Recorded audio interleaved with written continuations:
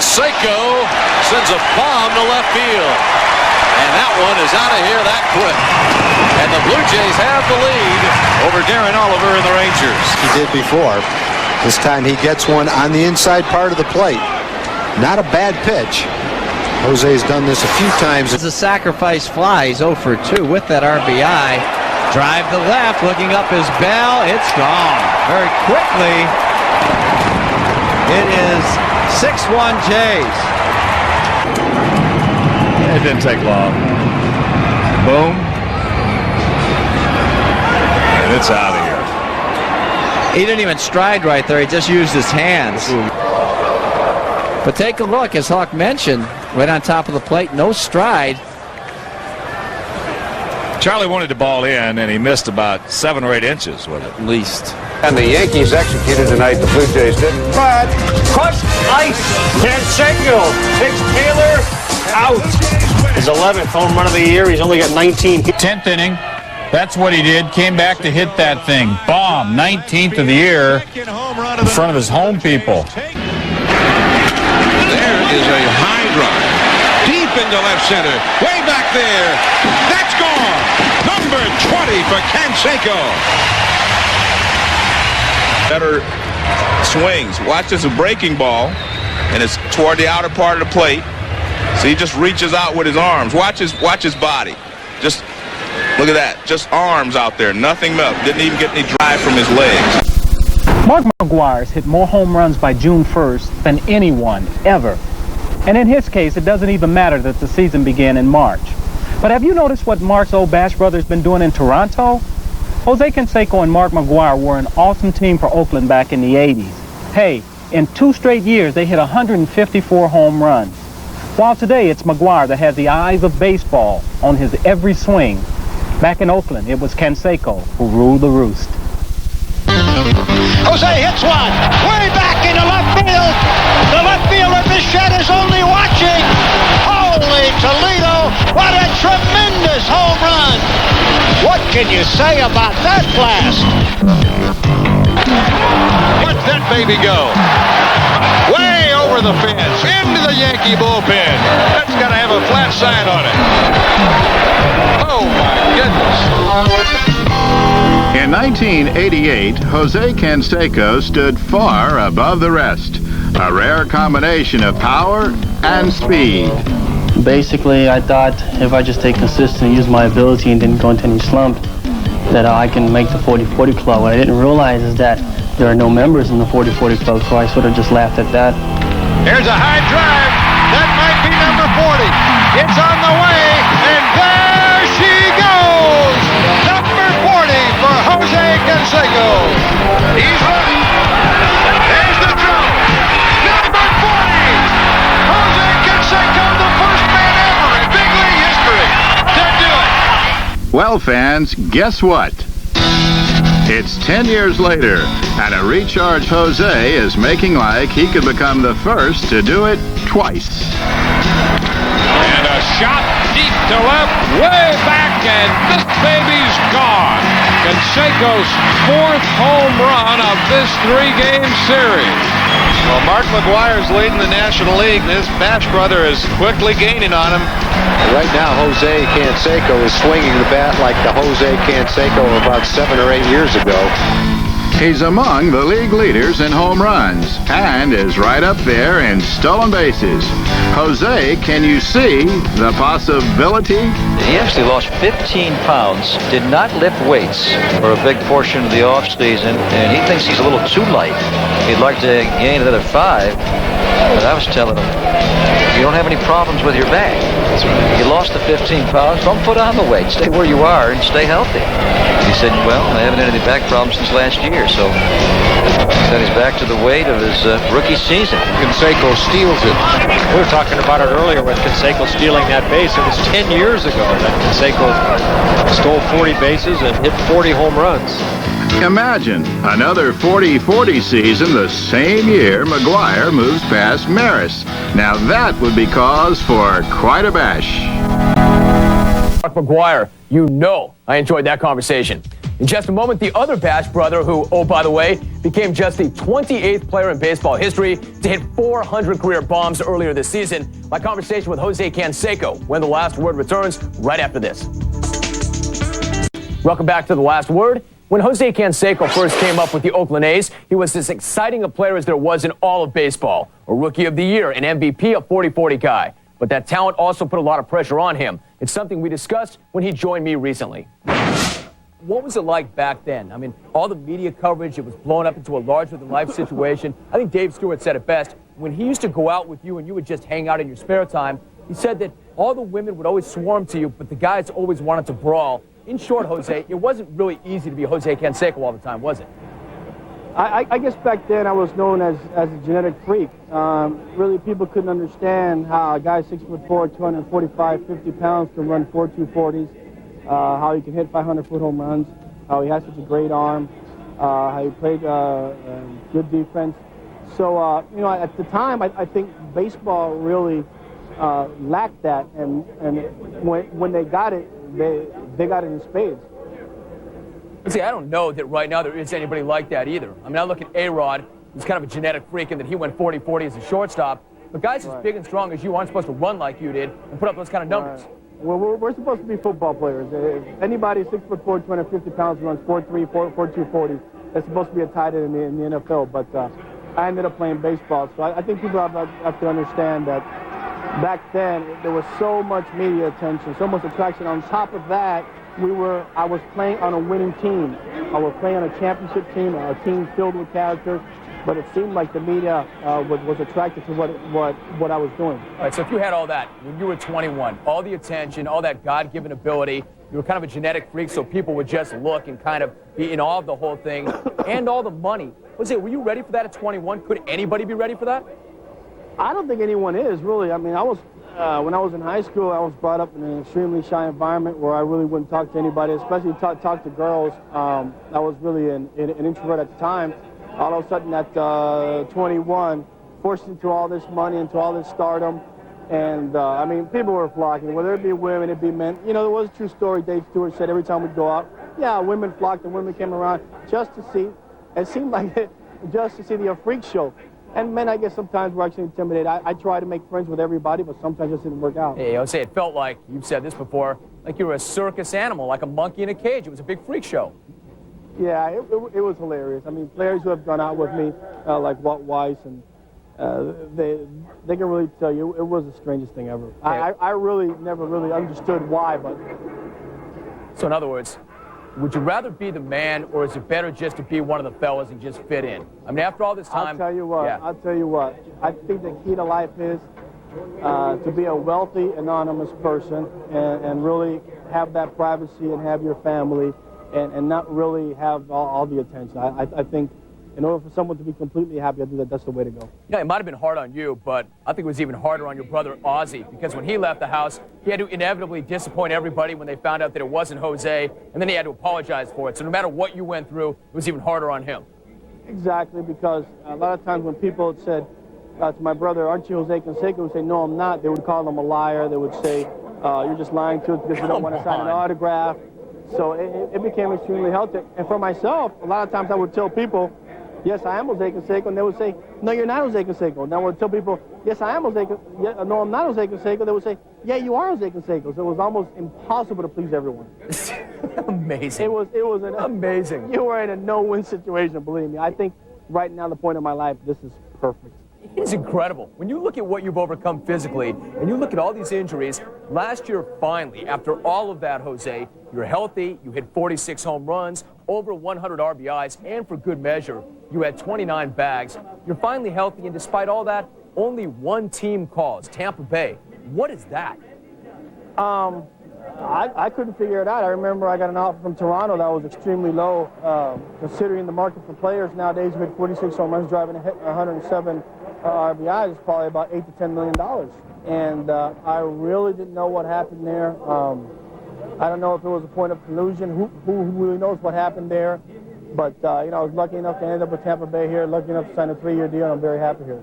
Okay, you've got 400 home runs. If you stay healthy, you'll get to 500 and beyond. Like you said, you're looking at 600. These are big numbers. These are numbers that get you to Cooperstown. Jose, are you sure that you're ready to go to Cooperstown in Tampa Bay gear? Oh, definitely. Definitely. That's part of our contract, and I'm hoping to accomplish a lot of things here in Tampa Bay. I'm hoping to retire here. I'm hoping to play here until I'm around 40 years old. Like I said, I've got a 3-year contract with them. Hopefully, after the second year in the contract, if I can stay healthy, average 45 to 50 home runs those 2 years, I sign another 2 or 3 year deal with Tampa and retire. I can't talk you out of it. I mean, it's in your contract, but 1 ring, 3 pennants, Rookie of the Year, MVP, 40-40, all of that in Oakland. I mean, you could really go to Cooperstown and not wear Oakland gear after all that? Well, I think a lot of things transpired in Oakland between the time period I was there and between the time period I actually came back 2 years ago. That really left a real bad taste in my mouth. So, like I said, I signed that deal with Tampa. I'm going to honor it, and I'd like to end my career here in Tampa. How about the Bash brothers? You and Mark McGwire. I mean, on the field, both you guys can mash. A lot of similarities. But off the field, the two of you couldn't be more different. Mac was very quiet. You were always very flamboyant. Really very different off the field, weren't you? Well, I don't know if flamboyant is going to fit that character perfectly. Charismatic. Charismatic. Well, Jose, you had some run. You got to remember in 1988 when I was the MVP and I was noted as the best player in the world. Really, the Ken Griffey Jr.'s weren't around, the Alex Rodriguez weren't around, the Frank Thomas weren't around. Albert Bell was around, but he wasn't the player that he is right now. Rafael Palmeiro was around, but he wasn't the player he was now. Juan Gonzalez, he wasn't around. The superstars that you see today weren't around. I mean, back then in '88, I was basically the best player in the world, hands down. And there was so much media attention on me. I mean, people couldn't figure out how Jose was 6'4", 245 pounds and running 4.240s. So I was very intriguing wherever I went. I went out to restaurants, I went out to movies, and I had crowds around me that were just phenomenal. Jose Canseco, focused on baseball and making his bid for election into the Hall of Fame someday. Stick around, I'll be back to wrap things up with the final take when the last word returns right after this. Tampa Bay's Jose Canseco went deep in Toronto. Real deep. Jose Canseco into the upper deck. Still at Skydome, 2 nights later, Jose secured a home run milestone. And look out. Deep to left, it is gone. Home run number 400. No decisions in each of his last 2 starts.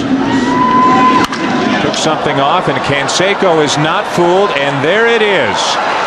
Home run number 30 as Jose Canseco becomes the first player in Major League history to hit 30 or more home runs for 4 different teams.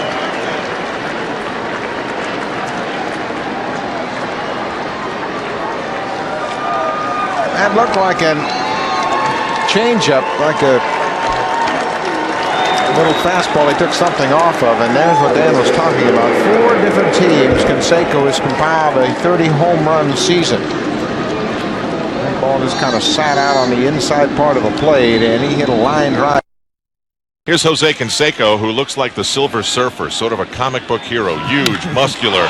Whoa! Wow, did he crush that one? Jose Canseco off the facade of the upper deck. Welcome to the Bronx.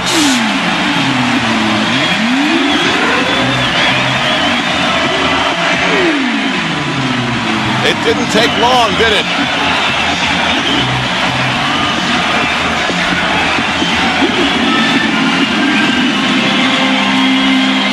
Oh man, was that something to see.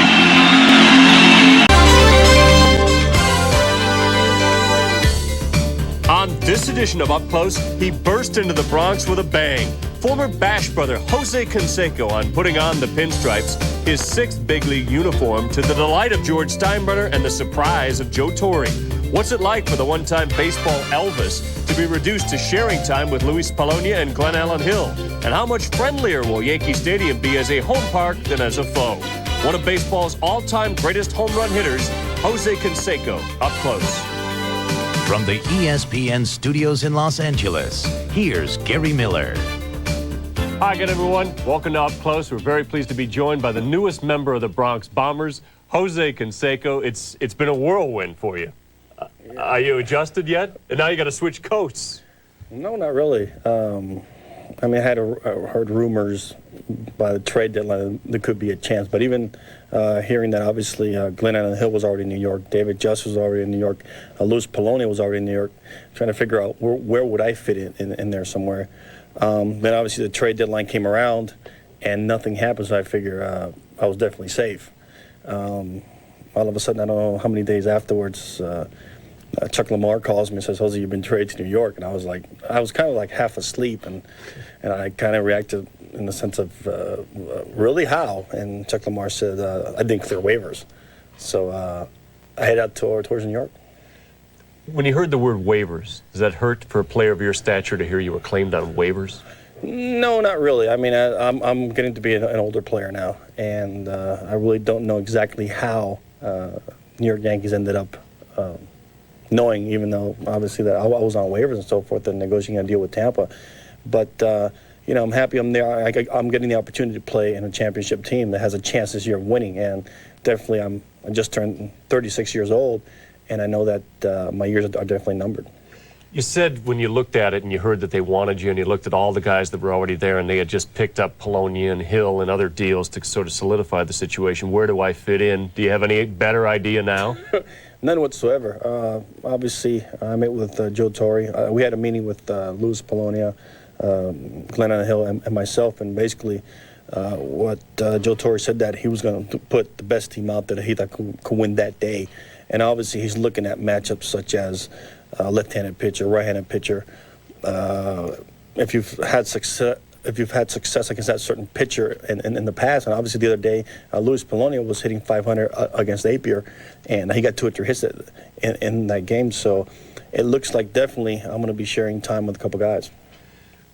Joe said put the best team on the field that has the best chance to win. You say, well, I'm an older player now. It doesn't bother me to be put on waivers. Have you been reduced to the point where you don't think that the best chance to win every day is to have you in the lineup?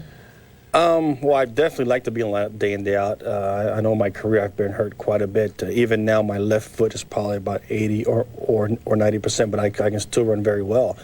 Definitely, I've never been put in this position where I'm told, sometimes you're going to pinch hit, sometimes you're going to DH. I have been taking fly balls out in the outfield and throwing, so some days I may play outfield. So it's just a situation right now I'm under that I have to handle as best as possible. The first time you came to bat was the bases loaded the night before, and you flew out. And then in the afternoon game on the getaway day, what a way to break into Yankee Stadium in the home team uniform to hit a home run. What was that like? Well, I remember the first at-bat actually with bases loaded, and I didn't really know how the fans were going to accept me in Yankee Stadium because obviously I played as a foe against the Yankees and gotten a lot of boos and so forth, a lot of batteries thrown at me and stuff like that. So that was pretty strange there. But playing Yankee Stadium, my first at-bat there was a situation with bases loaded. I got a loud cheer from the crowd, and I definitely enjoyed it. I want to thank them for accepting me. And how about the home run? The home run was great. First at bat, I was 0-2 right away. I was a little bit nervous, definitely. I ended up walking. The home run definitely was first pitch changeup, and I just told myself for that pitch, if I get a good pitch to hit, just be aggressive on it, and I hit it well. After all these years, you still get nervous out there? You definitely do. I don't know. Athletes are gonna, whatever athlete tells you, oh, I don't get nervous ever. That's just his ego talking. But I will definitely have some jitters. How did the uniform didn't fit very well, did it, at first? Well, actually, I didn't realize how the Yankees uniform, the actual pant, it doesn't flex at all.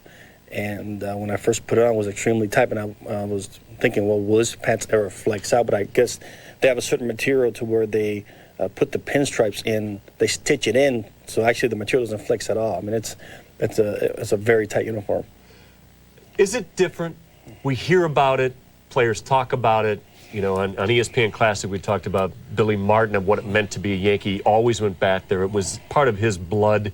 Is that uniform, it's your 6th big league uniform, is it a different uniform?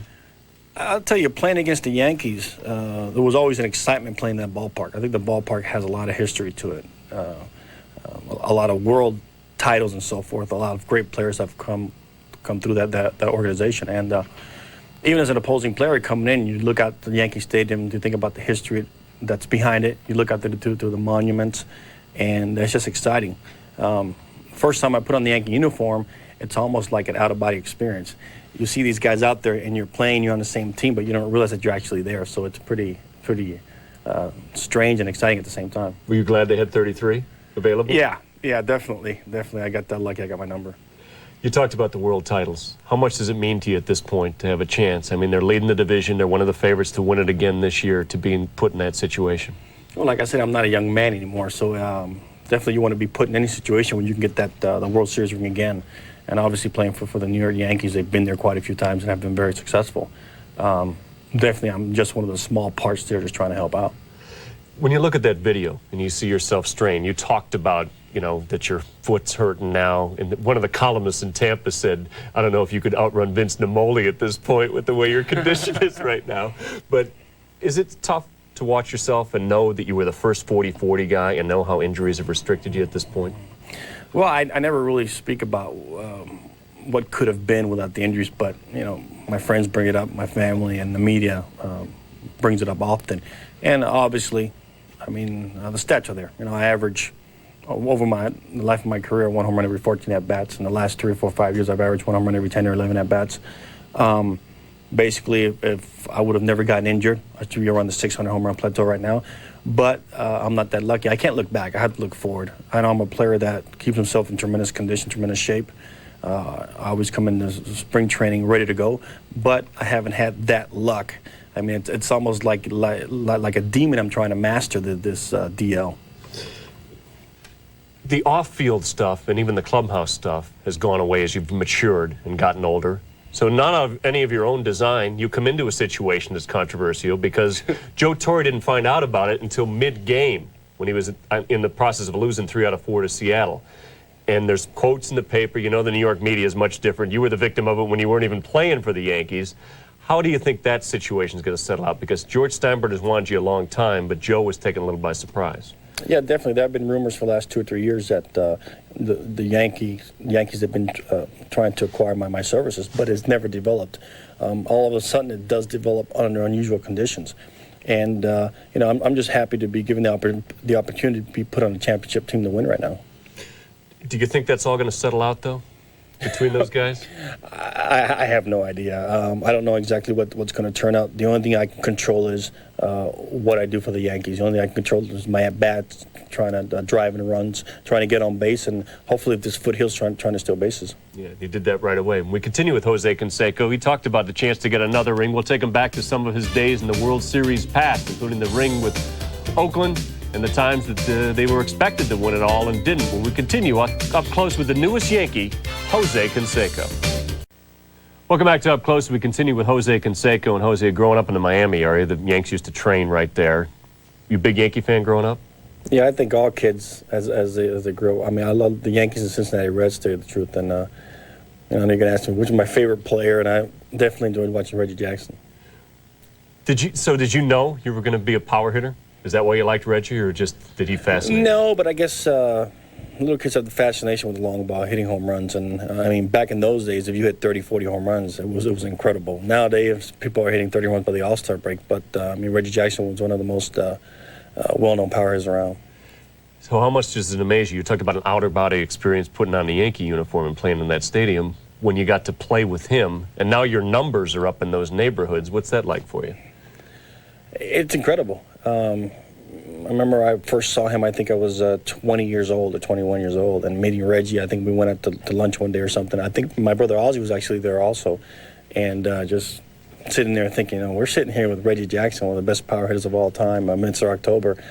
You're almost in awe and shock. And then, I was coming here to New York and playing here. Like I said, I had a strange, I remember when I got there the first time, the first day I was actually there, before I even pinch hit, I felt like I was having a strange out-of-body experience. I didn't feel like I was there. I didn't feel like I was part of the team, but I'm sitting beside these guys watching them, so it was really, really awkward. How do you react to them now? Do you feel like part of it? When you hit a home run, you contribute to a win, and you get back in the dugout and you get, do you feel like you're part of it? Yeah, I definitely think the more time you spend with the players in the clubhouse, you start orientating yourself with the situation there. Really, the adrenaline starts coming down a little bit, and your sight starts coming down. You can really concentrate on certain things. And definitely, once you're playing and you contribute, it's a lot off your back, definitely. You start really really getting to know these guys and spending some time with them. I saw you sitting in the dugout with Roger Clemens on Wednesday night. Here's a guy with your Red Sox connections. How much does it help to have him there? Definitely, it makes it the transition a whole lot easier when you know a guy like Roger Clemens, the leader of that ball club. And I've played with him in the past. He's a great guy, and I respect him greatly. And just dealing with him, we were talking and so forth about, what my role would be there, and definitely helped me out a lot. And you also spent some time with El Duque, who's had his struggles lately. El Dutto was in the headlines in the back of the New York Post and the Daily News. He's had a rough go from one of the best pitchers in baseball. He's 8-8 this year going into the weekend. Did you talk about what's happened for him at all this year? Just briefly talked about how he was doing and so forth, and really more or less spoke more about the situation that he was under in Cuba. Because, I came over from Cuba when I was 8 or 9 months old, so I didn't really experience what he's experienced. And we just sat down for 20, 30 minutes, and he told me some of his life. And, some of it's funny, and some of it's kind of like, you were sad realizing what he had to go through to come here.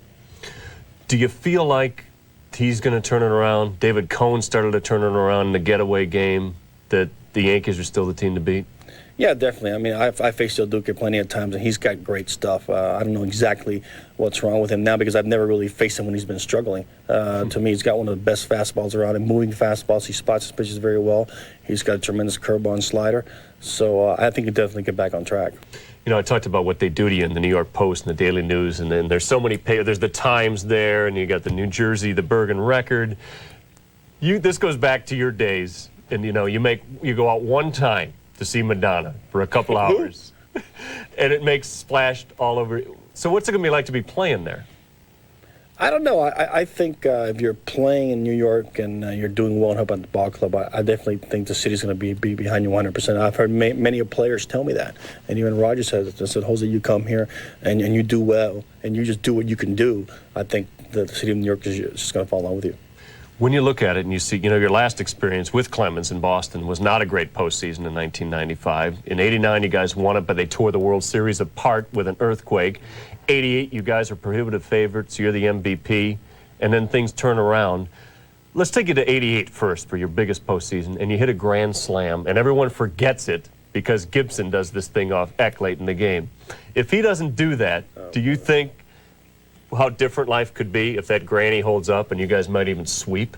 The way it ended, it seemed like the Dodgers were just destined to win. It was almost like a movie setting. The way Gibson comes up there, he's hobbling around. You figure, this guy can barely walk. How is he going to hit a home run here? And Eckersley on the mound, the best relief pitcher in baseball at that time. And I'm thinking, this is a perfect movie scene, a set here. And all of a sudden, one hand swings at a pitch down away, and he hits it in the air, and I'm thinking in my mind, this is not happening. I can catch this ball, and I see it float over my head. It goes over the fence by like 40, 50 feet. I'm just thinking in my mind, this just didn't happen. We just lost this game. This guy comes out hobbling and just does something that every Little League kid wants to do. Under all the pressure in the world and not physically fit to do what he did it. And it was just... And from that game on, from that home run on, I knew it was trouble. And he took away what every Little League kid dreams of from you, a grand slam, the first you'd ever hit in the majors in a World Series game, your first World Series game. Yeah, exactly. Completely overshadowed when one swing of the bat just won the game, and I was like in complete awe. I was like, wow. I mean, this is why baseball's so exciting. Do you feel like there's something going on here, a second chance? In Tampa, you had a team that wanted you, and you thought you'd end your career there, but obviously this is not a team that's destined for a postseason probably in your career span. '89, you won it, but it was fractured by an earthquake. The early '90s were disappointments for the A's. The Red Sox and the Blue Jays didn't quite succeed. But now, here at 36, something special is going to happen for you?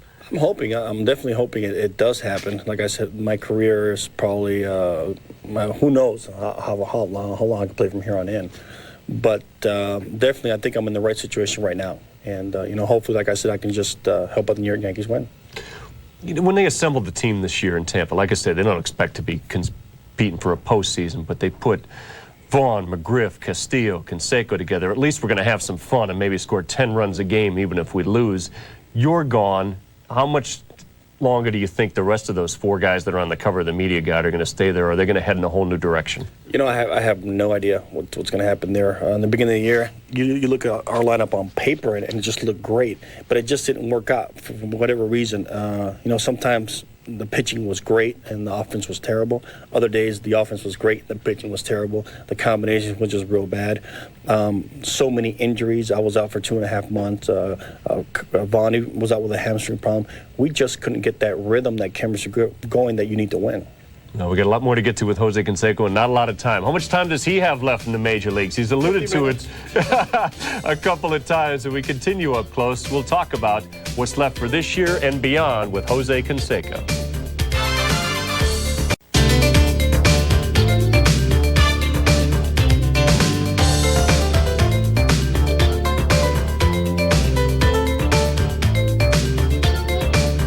Welcome back to Up Close as we continue with Jose Canseco. And Jose, as we went to break, I talked about what they do during rain delays or when they run the bloopers between innings. You can't get away from this no matter where you go, is the ball bouncing off your head. I want to see it.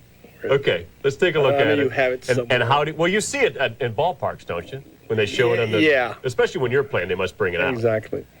Well, I'll run through it for you right there. Basically, he struck the ball to right field, and I'm running back. And there's a funny story to this because I'm running back hard. At the last second, I look up, and the ball's already on top of me. Hits off top of my head. And I didn't realize what had happened. I'm looking around, and as I turn to my right, our center fielder is David Holt. I turned to my right, kind of ask him, where's the ball? He's on the ground laughing. Just laughing like you wouldn't believe. And right then I realized that the ball hit my head and went over the fence. And we were laughing for like 10 minutes straight. We just couldn't stop laughing. It was like one of the most funniest things that ever happened. And it was the first time Jessica had ever been to a game, and she said, is that supposed to happen? Exactly. She saw that, and she went, well, I mean, that may not be baseball. This is some sort of soccer or something, so it was pretty funny. You know, that's a scene that they'll show just for a light moment, but when we talked to you last year at the All-Star break, you had 31 home runs going in, you hurt your back, and we were talking not only 500 home runs, but 600 home runs. What are you thinking now? Boy, last year was having a great year. Everything felt great. All-Star break, leading the league in home runs. Was elected the All-Star break by the fans. Was asked to be in the home run hitting competition. And back in Fenway Ballpark where I hit the ball, batting practice extremely well there. And all of a sudden, playing a game against the Marlins, I don't know how I did it. I slid at third base if it were a swing. I feel incredible pain. I'm at home. And right there, I knew it. I said, I've had this before. I've got a ruptured disc. The pain was so severe. I had to call up a doctor. We took a look at it. We called the team up. Surely it was a ruptured disc. I'm having surgery. And then I'm sitting there watching the All-Star game from my bed thinking, when will I ever be able to play or show the fans that I can be a consistent player? It kind of plays havoc with you. That's why you try to really not to think about it. You stay away from just really thinking, if I could play 150 games, what would my stats be? I keep myself in great shape with my talent, but it just doesn't happen. You're not that far removed from your career high in home runs, and then last year at the All-Star break, you had 31. How much? You're going to be a free agent at the end of this contract, at the end of this year. How much longer are you going to play, you think? Physically wise, I mean, I go into camp in great shape, and something always seems to happen. I feel as strong as ever. I think I'm a much better hitter now. I have a lot more knowledge of the strike zone, a lot more knowledge of the actual game. Barring the injuries, I could probably play for 4 or 5 years, but the injuries are the ones that slowly just taken away from what I can do. Well, stay healthy. We love having you around. Thanks for coming in, Jose. Best of luck. I think something special is going to happen for you with New York this year. I'm Gary Miller in Los Angeles. Tune in Monday when we're joined by Jose's teammate, Yankees pitcher Denny Nagel. Thanks for watching this edition of Up Close. We'll see you next time.